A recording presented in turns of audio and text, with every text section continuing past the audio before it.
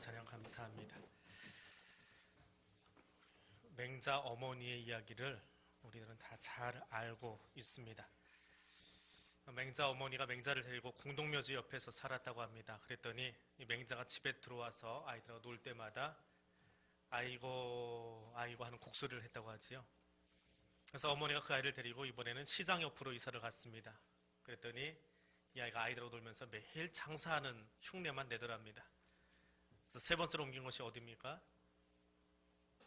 서당 옆으로 옮겼습니다.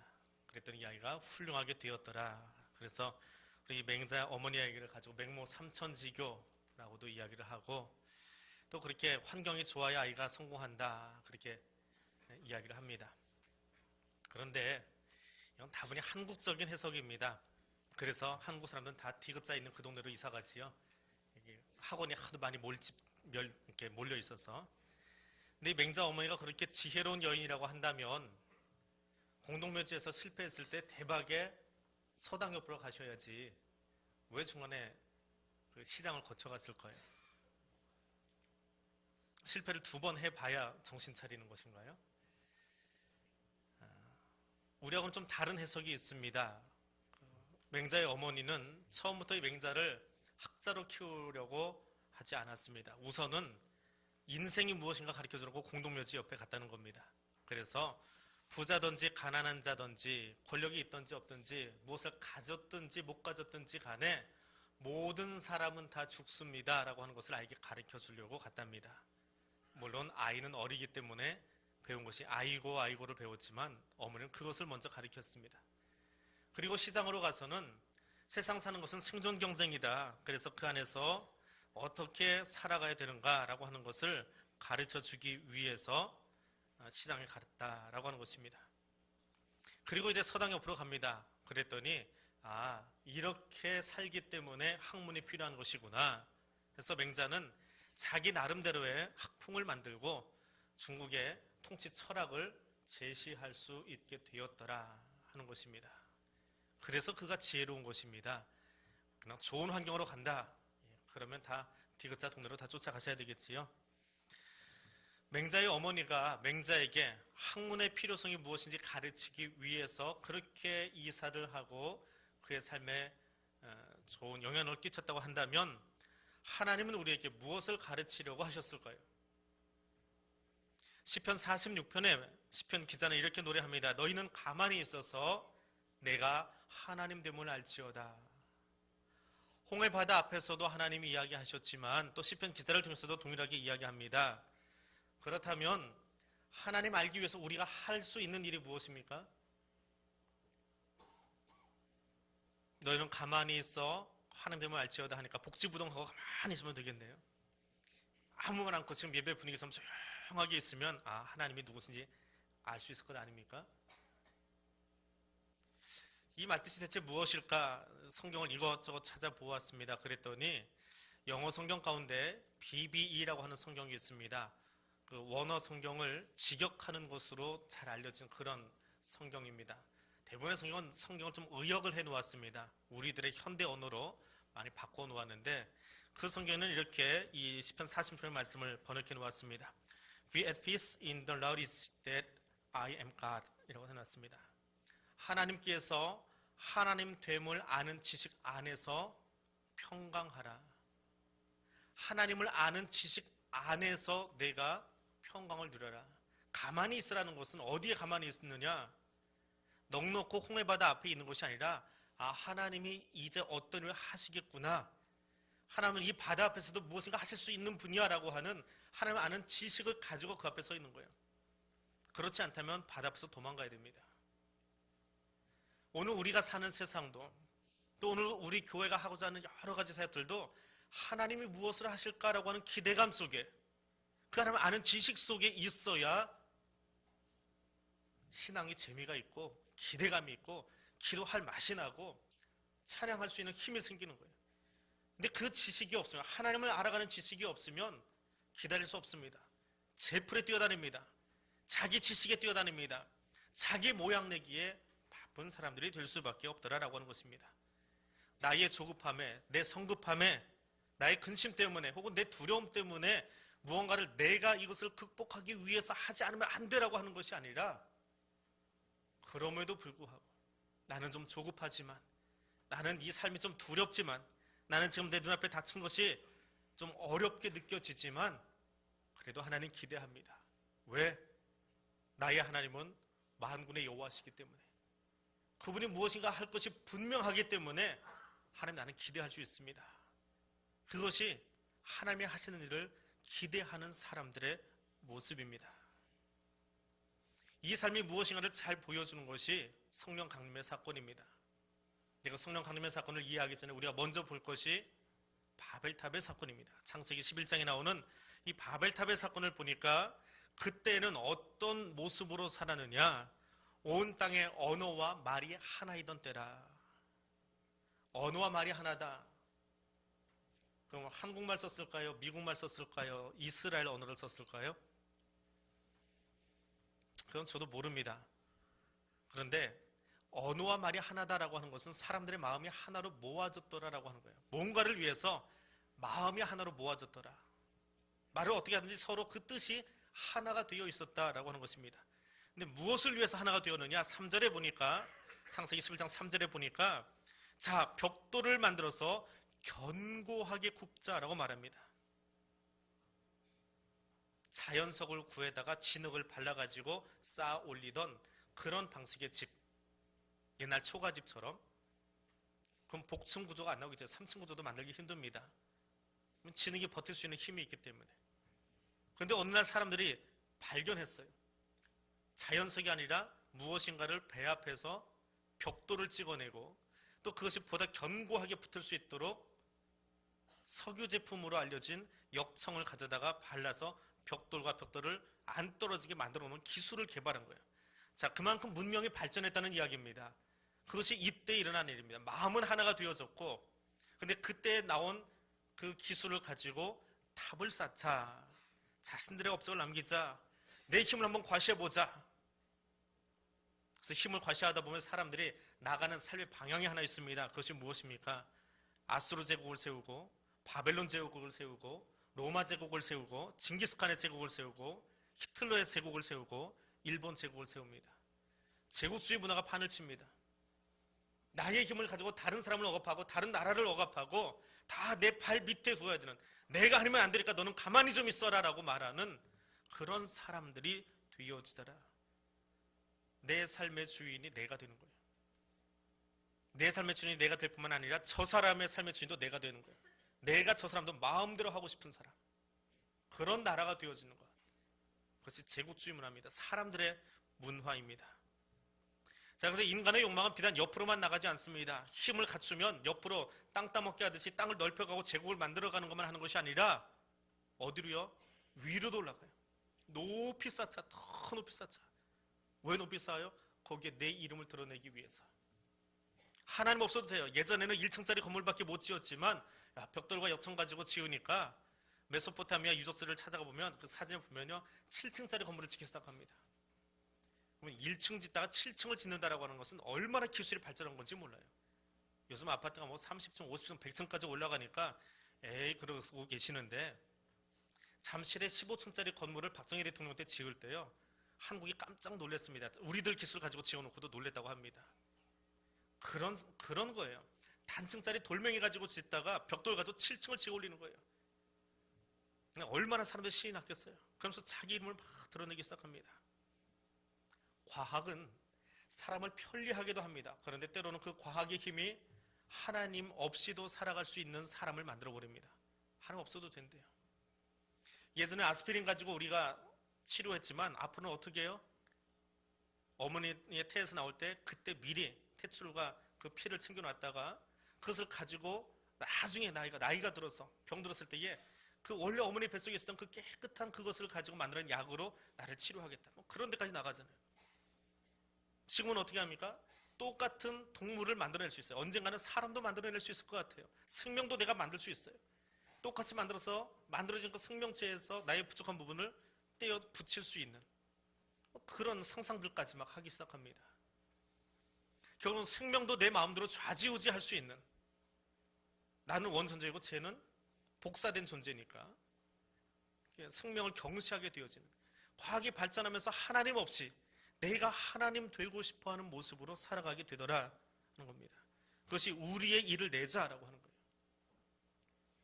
유대인의 철학자인 필로라고 하는 사람은 이 바벨탑 사건을 이야기하면서 사람들이 벽돌을 왜 그렇게 열심히 쌓았느냐, 벽돌마다 자기 이름을 새겼다고 합니다.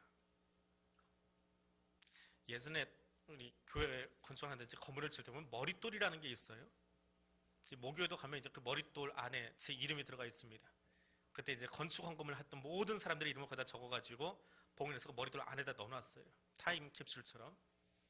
저희 그 모교회 목사님이 모든 성도는 건축에 다 동참해라, 유치부까지. 이게 제가 어떤 기억이 있느냐 하면, 그 목사님이 하신 이야기 중에 어린아이들이 건축 헌금을 하려면 돈이 어디서 나와요? 그럼 부모님 주머니잖아요.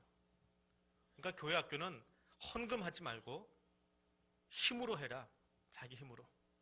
그래서 제가 초등학생 때 저희 모교회가 한 3번 건축을 했는데요, 제가 초등학생 때 건축할 때 그 밖에다가 벽돌을 잔뜩 쌓아놨어요. 빨간 벽돌을. 그 교회 안을 빨간 벽돌을 이렇게 모양을 냈습니다. 건축을 어느 정도 해놓고 이제 이 낙석이 없어질 정도, 그만큼 좀 안정적이 되었을 때 아이들이 줄을 쭉 서가지고요, 벽돌 한 장을 내가 들고 가는 거예요. 이 벽돌을 인부에게 건네주면 인부가 앞에다 이렇게 딱 올려놔요. 그래서 가면 지금도 생각이 납니다. 저 위치에 저 벽돌이 내가 올려놓은 벽돌이에요. 그게 내가 건축에 참여한 거예요. 어른들은 돈으로 하고 아이들은 그 벽돌을 직접 주워서 갖다 놓은 거예요. 그런데 바벨탑은 거기서 한 군술 더 뜨는 겁니다. 그 벽돌을 내가 찍는데 거기다 이름을 새겨놓는 거예요. 이건 아브라함의 벽돌, 이건 이삭의 벽돌, 이거는 시몬의 벽돌. 그런데 어제 내가 제일 위에다가 이름을 올려놨는데 오늘 가서 보니까 어떤 사람이 그에다 또 올려놓은 거예요. 그러니까 남의 이름 위에, 벽돌 한 장이지만 남의 이름, 남의 벽돌 위에 내 벽돌을 하나하나 더 올리고 싶어하는, 평생의 남을 밟고 일어서고 싶어하는 모습, 그것이 바벨탑의 사건이다. 유대인 철학자는 그렇게 성경을 해석을 해주고 있습니다. 참 아이러니한 것은 그렇게 남의 벽돌 위에, 남의 이름 위에 내 이름을 더 올려놓고 싶어서 살았던 그 사람들의 이름, 그 벽돌이 지금 한 장도 우리 눈에 보이지는 않습니다. 아무리 그곳 유적지를 찾아가서 보아도 여기가 바벨탑 어딘지도 모르잖아요. 돌멩이도 안 보여요. 그 돌멩이에 누구의 이름이 써있는지 보이지도 않습니다. 그런데 오직 하나님을 위해서 살았던 사람들의 이름은 수천 년이 지나도 하나님이 기억하시고 성경책에 기록해 놓으시고 우리가 지금도 들을 수 있게 하시더라라고 하는 거예요. 내 이름을 위해서 살아간 사람들의 이름은 시간이 지나니까 다 잊어버리고 말았는데, 하나님의 이름을 위해서 살아갔던 사람들의 이름은 몇 세대가 지나고 나서도 우리가 기억할 수 있는 이름이 되었더라. 그것이 바벨탑의 사건을 통해서 우리에게 들려주시는 하나님의 교훈입니다. 오늘도 하나님 경외함으로 살아갈 수 있는 사람들 되실 수 있기를 소원합니다. 하나님이 태초에 천지를 창조하신 뒤에 인류에게 주신 복이 있습니다. 하나님의 형상을 따라 남자와 여자를 지으신 뒤 그들에게 주신 복이 무엇입니까? 생육하고 번성하여 땅에 충만하라. 땅에 충만하라. 근데 인류가 문명을, 발전을 가져왔어요. 과학기술의 발전을 가져왔습니다. 우리가 보기에는 그게 무슨 과학이냐 하겠지만 자연석 쓰다가 벽돌 찍는 것은 대단한 과학이에요. 하나님 주님 언제 다시 오실지 모르겠지만 25세기, 30세기 돼가지고 만약에 주님 그때까지 안 오셨으면 21세기의 과학은 과학도 아니에요. 그러니까 우리의 시각으로 보지 말고 그들의 시각으로 한번 보세요. 굉장히 과학이 발전한 거예요. 근데 그 과학 기술을 가지고 한 게 뭡니까? 우리가 온 짐의 흩어짐을 막자. 하나님은 어떤 복을 선언하셨는데요? 모든 세상으로 흩어져서 땅에 충만하라. 이게 하나님이 주신 복인데 우리의 과학기술을 가지고 흩어짐을 막고 여기다 높이 쌓자. 이게 가인의 후예들이 가지고 있는 욕망이에요. 여기가 조사원, 여기다 더 높은 빌딩, 더 높은 집 짓고 더 높은 교회 짓고 여기다가 세워놓으면 됐지. 이게 우리의 욕심이라는 거예요. 우리의 삶이에요. 하나님이 원하시는 삶이 아닙니다. 하나님 피조세계를 만드신 다음에 생육하고 번성하여 땅에 충만하라 이야기하셨습니다. 노아의 홍수 심판 뒤에 그 노아의 가족들을 향해서도 생육하고 번성하여 땅에 충만하라 이야기하셨습니다. 그런데 바벨탑 앞에 모여든 사람들은 야, 이만큼 우리가 기술을 가졌으니까 이 기술을 가지고 더 높이 쌓아 올리자. 하나님 엉덩이도 한번 찔러보자. 하나님하고 한번 대적해보자. 우리 이름을 세계 만방에 한번 이름을 한번 드러내보자. 그래서 성을 쌓자, 탑을 쌓자라고 이야기합니다. 탑 쌓는 건 알겠는데 성을 쌓는 것이 무엇입니까? 마을을 건축하자라고 하는 이야기가 아닙니다. 뭐 강일동을 만들자, 살기 좋은 고덕동을 만들자, 그런 이야기가 아닙니다. 여기 성읍이라고 하는 이 단어는 국가를 이야기해요. 자, 이제 우리가 이만큼 기술이 있으니까 우리의 힘으로 다른 옆에 나라도 좀 제압해 가면서 우리 이름이 들어있는 나라를 한번 만들어 보자 하는 거예요. 재미있는 것은 성경은 계속해서 사람의 나라를 만들어가는 그 모습과 하나님의 나라가 만들어가자는 모습이 끊임없이 두 개의 축으로 계속되고 있다고 하는 거예요. 사람의 나라, 나의 방법, 나의 힘으로 나라를 만들어가고 싶은 거예요. 하만이 자기의 힘으로 자기의 위상을 들어 높이면서 자기가 나라의 최고가 되고 싶은 거예요. 근데 모르드게는 자기가 수고해놓고도 뭐 그런 것까지 다 공치사 하십니까? 조용하게 있어요. 근데 하나님이 그를 통해서 생명 역사를 펼치시는 거예요. 나의 나라를 지고 싶은 로마 제국이었습니다. 근데 그 옆에 하나님의 나라를 이야기하는 예수는 나사렛의 작은 목수의 아들로 태어나서 일하고 계세요. 인간의 제국주의 문화와 하나님의 나라는 항상 같이 길을 가요. 그러나 결국 승리하는 것은, 결국 완성된 것은 어떤 나라요? 요한계시록에 보니까 새 하늘과 새 땅, 하나님의 나라가 완성되더라 하는 거예요. 근데 바벨탑의 사건은 어떤 사건입니까? 인간의 나라를 만들고 싶은 거예요. 내 이름을 적어놓은 벽돌을 가지고 우리가 성을 쌓아서 우리 이름을 높이 올리고 여기다 거대한 성을 지어서 나라를 만들어서 전쟁을 치러보자. 내어서 제사 한번 드려보자. 하나님이 이 땅이 도시화되는 것을 싫어하신다, 그걸 비난하신다, 그렇게 듣지는 마십시오. 성경이 도시화가 되는 것을 비난하는 것은 아닙니다. 하나님이 싫어하시는 일은 하나님 없이도 살 수 있는 나라, 하나님 없어도 돼요라고 하는 그 문화를 싫어하시는 거예요. 하나님이 저와 여러분을 만드신 이유는 우리를 통해서 영광 받으시려고 만드셨어요. 그런데 그것을 떠나 사는 사람들, 그것을 싫어하시는 거예요. 여호수아가 그의 생을 마칠 때 여호수아 24장에서 그 백성들에게, 이스라엘 백성들에게 이야기합니다. 이스라엘 하나님 여호와께서 말씀하시기를 옛적에 너희의 조상들 곧 아브라함의 아버지 나홀의 아버지 데라가 강 저쪽에 거주하면서 섬기던 신들 가운데서, 그 섬기던 문화 가운데서 아브라함을 끌어내시고 그를 통해서 이 문화를, 이 나라를 세워오고 계시더라. 그것을 이야기하고 있습니다. 하나님은 우리가 하나님 없이 살아도 된다라고 여겨지는 그 땅곳에서 불러내기를 원하세요. 그 우상 가운데 살던 우리의 모습들 중에서 우리를 끌어내기를 원하세요. 구별하여 선택하셔서 하나님의 나라 백성 삼기를 원하고 계시는 거예요. 그런데 바벨의 사건은 그것으로 돌아가는 거예요. 하나님 없이도 할 수 있습니다. 우리 이름을 높이십시다. 하나님은 오늘 우리가 전 세계 가운데서, 열방 가운데서 하나님의 이름을 높이며 살아가는 백성이 되기를 원하고 계십니다. 하나님의 마음을 새기는 이 아침이 될 수 있기를 원합니다. 창세기 11장 5절에 이르러서 삼위일체 하나님이 바벨탑의 건축 현장으로 찾아오십니다. 야, 인간들이 대체 뭐하고 있냐? 스스로의 힘으로 꽁덕꽁덕 뭔가 열심히 만들고 있는데 이제 뭐하고 있는 거냐? 보세요. 하나님 중심으로 살아가는 사람들, 아브라함이나 이삭이나 야곱은 가는 곳마다 뭔가를 쌓았어요. 뭘 쌓아요? 제단을 쌓고 예배드리기 위해서 쌓았어요. 근데 얘들은 대체 뭐 하는 거야? 마음이 하나도 대체 뭐 하는 거야? 하고 찾아왔습니다. 근데 거기 뭐 하고 있어요? 하나님의 이름이 없어요. 누구의 이름만 있어요? 벽돌마다 자기 이름도 써놨어요. 벽돌마다 자기 이름을 써놓았더라라고 하는 거예요. 그래서 하나님이 징계하십니다. 폭풍우를 불게 해서 한꺼번에 바벨탑을 무너뜨리셨습니까? 군대를 동원해서 그 사람들을 다 흩어버리셨나요? 아니, 출애굽기에 나오는 것은 하나님 그 정도 능력은 없으신 분은 아니잖아요. 땅을 갈라가지고 야, 그렇게 높이 쌓아봐라, 내가 한 입에 삼켜버릴게. 땅 서로 집어넣으실 수도 있잖아요. 하나님이 어떻게 하셨다고요? 언어를 혼잡케 하셨대요. 하나의 언어를 쓰던 사람들이 언어가 나누어졌다라고도 해석할 수 있습니다. 그런데 마음이 통하지 않게 만든 거예요. 하나님께서 바로의 마음을 강팍하게 하셨다 표현합니다. 그 말이 무슨 뜻입니까? 하나님이 이스라엘을 끌어내시려고 예시로 보여주려고 가서 바로야, 너는 마음을 좀 막하게 먹어라, 악하게 먹어라 만드시는 건가요? 강팍하게 한다라고 하는 이야기는 바로 너 하고 싶은 대로 한번 해봐라, 내버려 두시는 거예요. 그게 강팍하게 하는 거예요. 하나님이 참견하지 않았습니까? 하나님이 그 사람의 삶 속에, 그 사람의 마음 속에 관여하지 않는 거예요. 그러면 자기 속에는 옳은 대로 살아가요. 근데 사람이 제 속에는 옳은 대로 살아가면 어떤 현상이 생기느냐? 하나님하고 맞먹으려고 그래요. 내가 하나님 되려고 그래. 나 아니면 안 돼. 내가 다 해야 돼. 내 목소리 안 듣기만 해봐. 너는 가만 안 둬둘 거야. 이게 강팍해지는 거예요. 자기가 하나님 됐기 때문에. 말이 안 통해요. 사람끼리. 같은 한국말 써도 말이 안 통해요. 위에서 건축하고 있던 사람이 목이 말라요. 야, 위에서 너무 열심히 하다 보니까 목이 말라요. 물 한 컵만 위로 올려줘. 그 밑에다 이야기했더니 저 아래 있던 사람이, 야, 올라가서 오랫동안 일하다 보니까 배가 좀 고픈가 보다. 알았어, 내가 보내줄게. 그러고는 빵을 보내줬대요.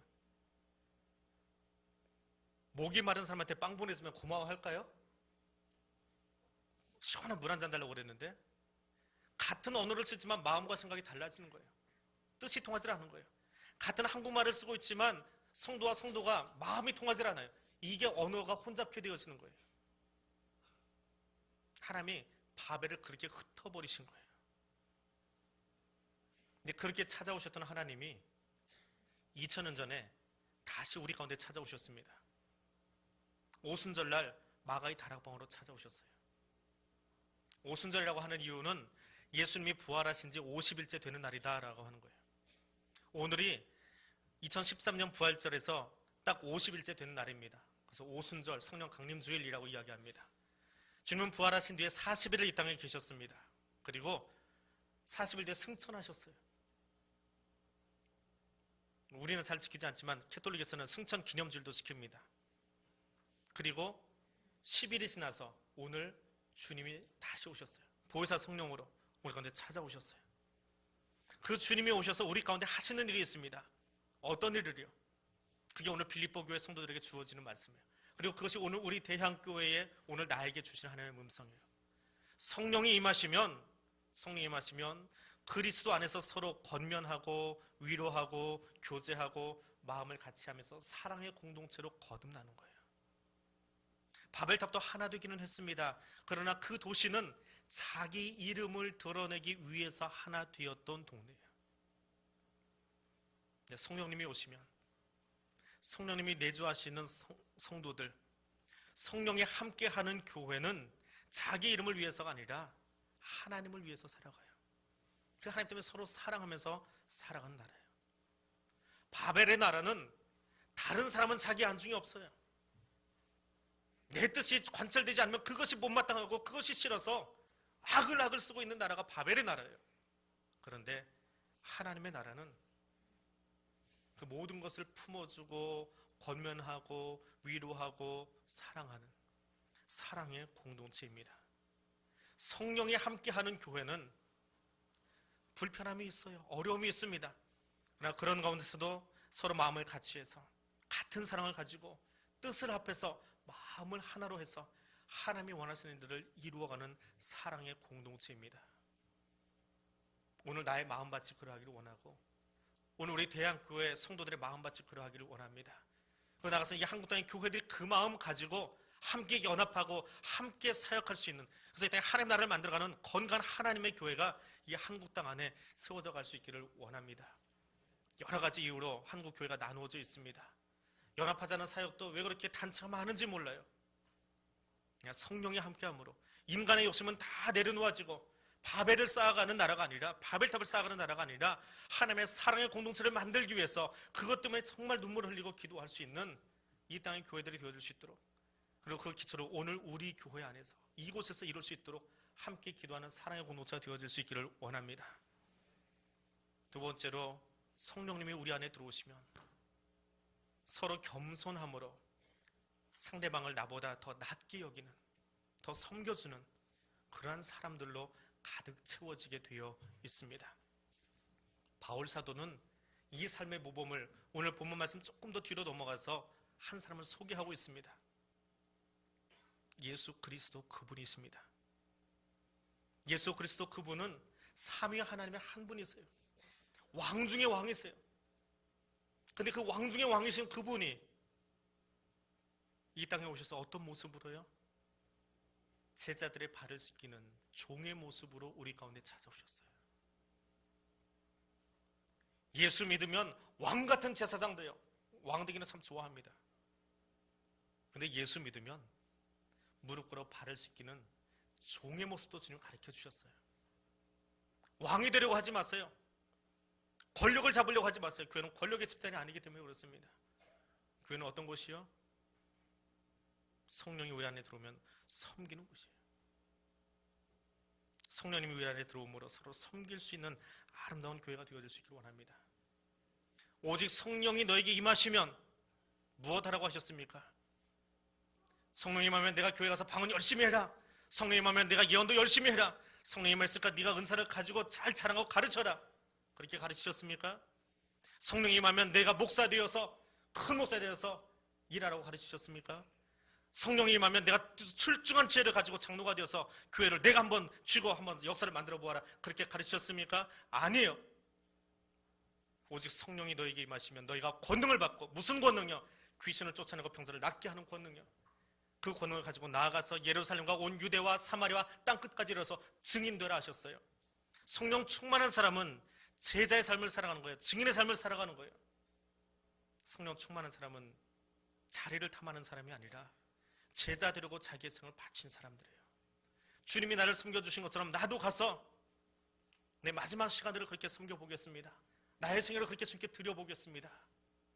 그것이 성령 충만한 사람들의 모습입니다. 오늘 우리 교회가 그러하기를 원하고, 무엇보다 나의 마음밭이 그러하기를 원합니다. 성령 충만함으로 주님이 나를 섬기기 위해서 찾아오셨던 것처럼 나도 섬기는 자리로 나아갈 수 있게 되기를 소원합니다. 무엇보다 성령이 함께하는 사람은 모든 이름 위에 뛰어나신 예수를 높이는 삶을 살아갑니다. 바벨을 찾아오셨던 사위 하나님의 마음이 어떠셨을까요?